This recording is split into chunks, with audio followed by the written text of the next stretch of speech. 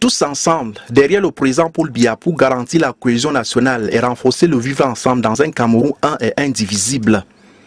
C'est dans cette optique que s'est célébré à Foumban ce 6 novembre le 37e anniversaire de l'accession du président Paul Biya à la magistrature suprême. Sous la houlette du ministre délégué auprès du ministre des Transports, Joya Zakariaou, militants et militantes du RDPC de cette unité politique ont saisi cette occasion pour renouveler leur fidélité et leur soutien indéfectible au président Paul Biya.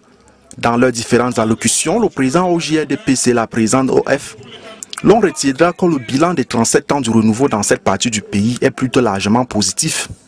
Avec le bitumage des routes telles l'axe Foumban-Magba, l'axe Bangante-Bouda en passant par Fumbot, l'axe Foumban-Bangouren étant en chantier, pour ne citer que ces exemples.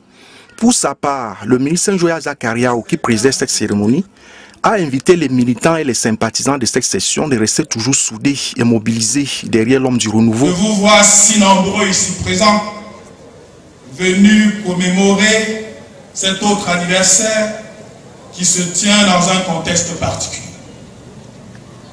En effet, cette commémoration est celle de tous les Camerounais sans distinction d'appartenance politique, car l'élu du jour, que dis-je, le président de la République, son Excellence Paul Biya, est d'abord et avant tout le président de tous les Camerounais, incarnation de la nation tout entière, avant d'être le leader du Rassemblement démocratique du peuple camerounais.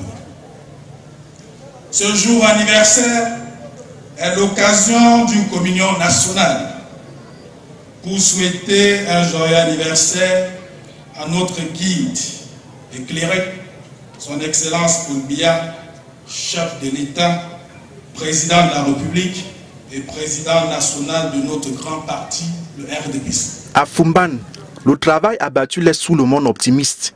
Les responsables de la session se disent prêts pour aborder les prochaines séances électorales. Rappelons qu'ici, tous ont salué le grand dialogue organisé récemment par le chef de l'État en vue de ramener le calme, la paix et la stabilité dans les régions du nord et du sud-ouest.